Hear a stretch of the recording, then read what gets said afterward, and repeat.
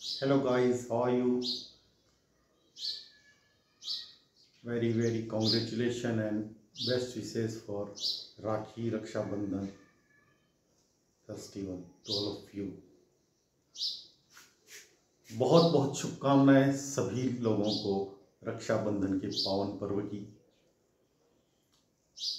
ये ओकेजन, ये फेस्टिवल आप लोगों के जीवन में बहुत ही मधुरता लाए, भाई बहन का प्रेम बढ़े। बहुत सी ऐतिहासिक घटनाएं हैं जिन्होंने इस रक्षाबंधन के पर्व को गौरवान्वित किया है। इतिहास के पन्नों में दर्ज है बहुत सी चीज़ें। तो आज वो रक्षाबंधन का पावन पर्व, आप सभी को बहुत बहुत शुभकामनाएं मेरी तरफ से। और भारत जोड़ो यात्रा सेकंड स्टार्ट होगी 2 अक्टूबर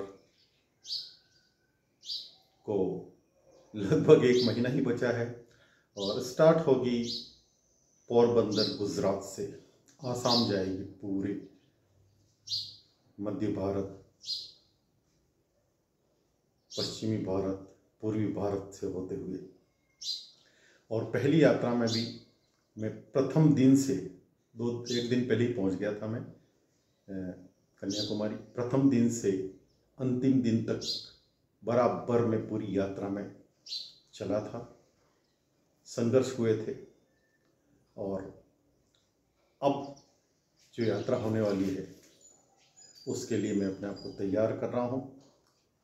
पिछली यात्रा के बाद से अभी तक ऐसे ही चल रहा था मामला, और फिटनेस भी कुछ गड़बड़ा गई है, तो मॉर्निंग में उठ के वगैरह चल रहा है।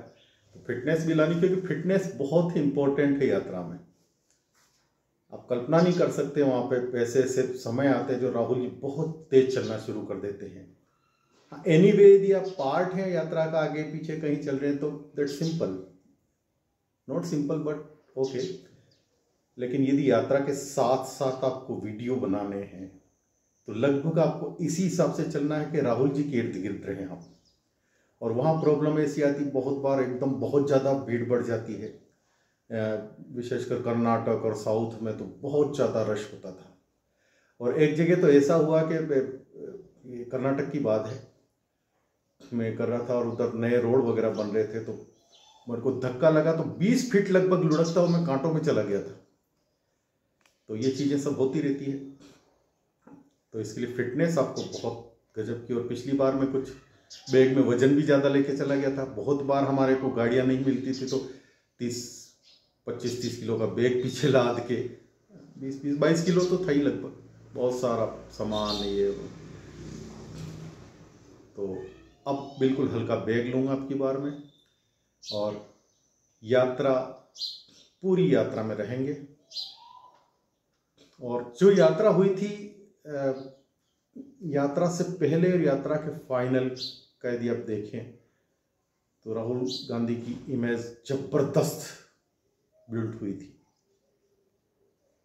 और उसके बाद मणिपुर, फिर जब हिमाचल प्रदेश जा रहे थे उस समय वो बीच में धान के खेत में जो उन्होंने किसानों से मिले थे, फिर किसान दिल्ली आए थे वो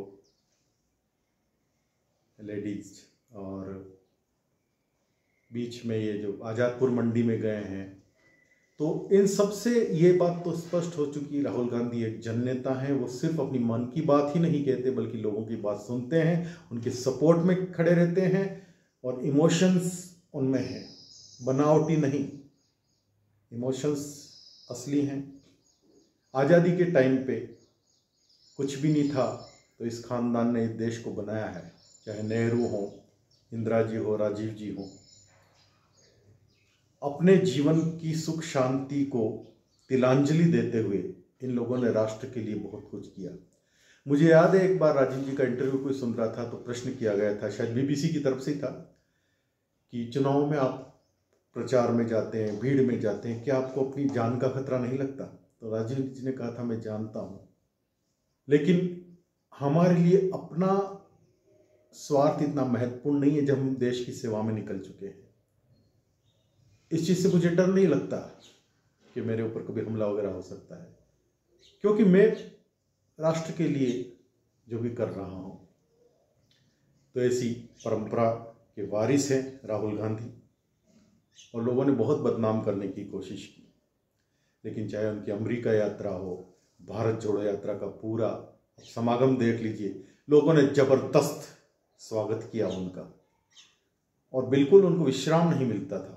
जहाँ पे दिन में 10, साढ़े 10, 11 बजे यात्रा रुकती थी, शाम 3-4 बजे तक के लिए, वहाँ पे हमने बहुत बार देखा कि जाते ही गाड़ियाँ लग जाती थी। कभी कॉलेज, कभी किसानों से मिलने जा रहे हैं, कभी कहीं जा रहे हैं, कभी मछुआरों से, कभी, और वापस यात्रा जब शुरू होती तो मुश्किल से आधा घंटे पहले वो पहुँचते थे।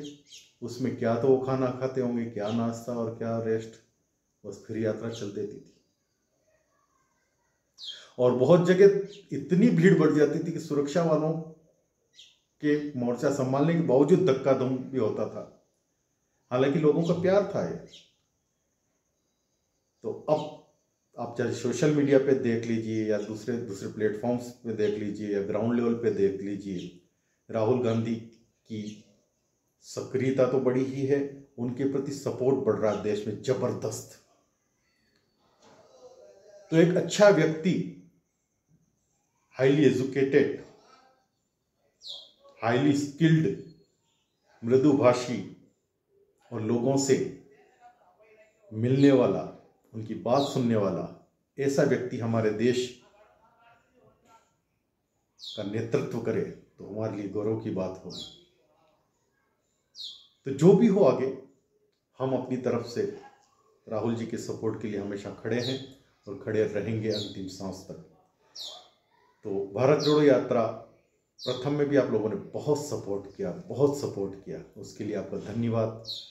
और अब फिर हम जा रहे हैं और वीडियो और अच्छे बने, और कुछ क्वालिटी का रहता तो मेरे पास पैसा वगैरह ज़्यादा नहीं रहता है, तो इसी मोबाइल से मैं बनाऊंगा, फिर आएगा तो देखेंगे। और पहले इनकम हुई थी तो उससे खर्चे वगैरह भी हो गए ना सब मामला।